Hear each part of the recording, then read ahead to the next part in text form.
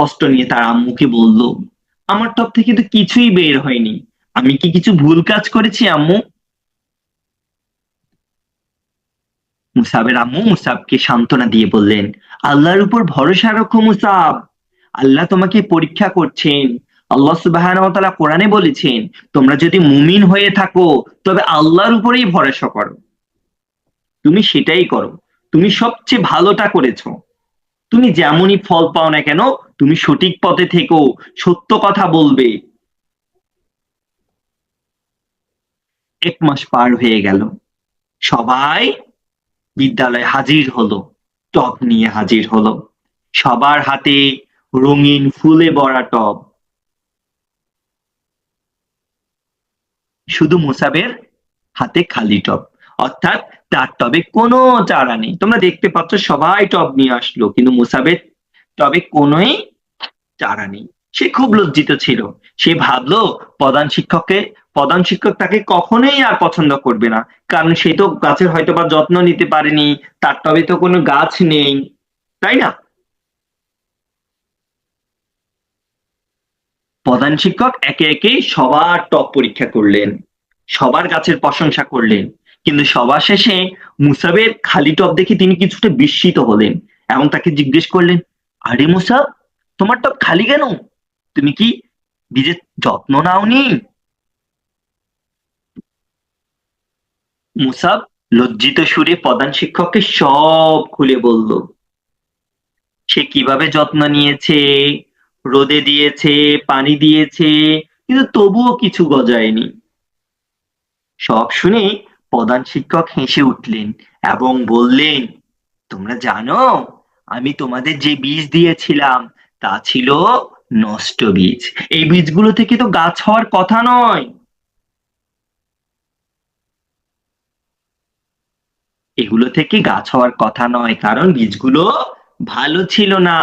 এগুলো মৃত বীজ ছিল, নষ্ট ছিল বীজগুলো।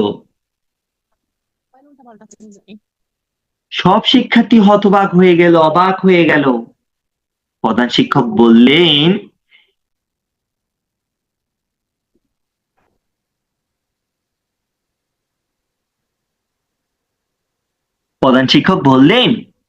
তোমরা সবাই হয়তো অন্য বীজ লাগিয়েছো, আমাকে বোকা বানাতে চেয়েছো।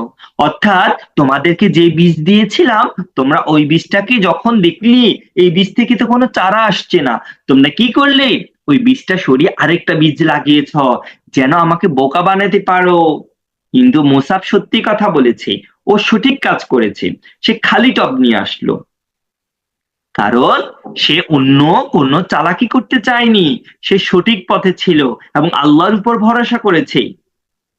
আর এই জন্য এই বছর সততার পুরস্কার হিসেবে তোমাদের শ্রেণীর দলনেতা ক্যাপ্টেন হবে মুতাব।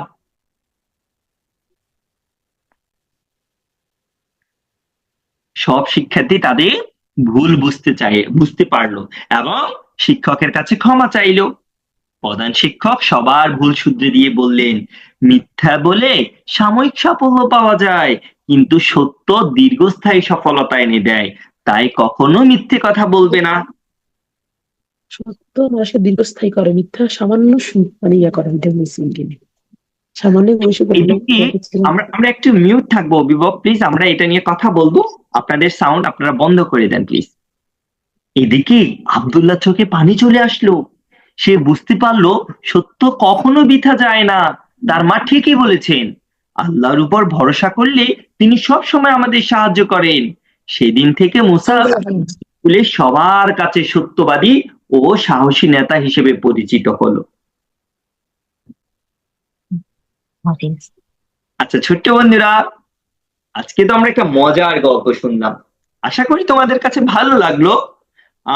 তোমরা সবাই আমার কিছু প্রশ্নের উত্তর দিতে হবে, দেখি তোমরা বলতে পারো কিনা। আচ্ছা, গল্পটি থেকে আমরা কি জানতে পারলাম, তোমরা বলো। তোমরা নিজেরা বলবে গল্পটি থেকে আমরা কি বুঝতে পারলাম। সব সময় আল্লাহর উপর ভরসা রাখতে হয় আর সত্য কথা বলতে হয়। মাশাআল্লাহ। সবসময় সত্যি কথা বলতে হয়। সত্য কথা বলতে হয়। আল্লাহর উপরে ভরসা রাখতে হয়, সত্যি কথা বলতে হয়। যাবে না আল্লাহ আমরা মিথ্যা আমরা মিথ্যে বলবো না। মাশাআল্লাহ।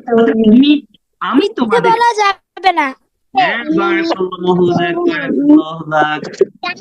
সোনামণি, বলো মিথ্যা হ্যাঁ, এবার উস্তাদদেরকে বলি আমরা কি কি শিখতে পারলাম। দেখো, প্রথমত হলো এই যে পাত্র আল্লাহর উপর ভরসা করতে হবে। দেখো, যখন চারা গাছে কিছুই জন্মায়নি কিন্তু মুসাব ধৈর্য ধরেছে, সে তার মায়ের কথা শুনে, আম্মুর কথা শুনে আল্লাহর উপর ভরসা রেখেছে। আমাদের জীবনে এমন অনেক সমস্যা যখন আসবে, আমরা একমাত্র আল্লাহর উপর নির্ভর করব। আল্লাহ সুবহানাহু ওয়া তাআলা ছাড়া কারো উপর নির্ভর করব না। এক। এরপর দুই, সততা হলো সেরা গুণ। দেখো, মুসাব তার সততা ও সত্যবাদিতার জন্য সবার মাঝে সেরা হয়ে উঠেছিল, তাই না? এরপর থেকে হবে। দেখো, মুসাবের বন্ধুরা কিন্তু ভুল করেছে, তারা একটা ভুল কাজ করেছে, কিন্তু তারা ভুল কাজ করার পর সেটাই সে ভুলের উপর কি রয়ে গেছে? না, তারা স্বীকার করেছে, তারা তাদের প্রিন্সিপাল স্যারকে বলেছিল তাদের ভুল হয়ে গেছে। আর আমরা যখন কোনো ভুল হবে আর ওই ভুলের জন্য আমরা যখন আল্লাহর কাছে ক্ষমা চাইবো এবং আমরা ভুল স্বীকার করব, তখন আমরা কি হব? সবার কাছে ভালো হতে পারবো ইনশাআল্লাহ। এরপর সত্যবাদিতার পুরস্কার। দেখো, সত্যবাদিতা ও সৎ কাজের জন্য মুসাব দলনেতা নির্বাচিত হয়েছে। তাহলে আমরাও যদি সত্য পথে চলি, সঠিক পথে চলি, সত্য কথা বলি, তাহলে আল্লাহ সুবহানাহু ওয়া তাআলা আমাদেরকে পুরস্কৃত করবেন ইনশাআল্লাহ।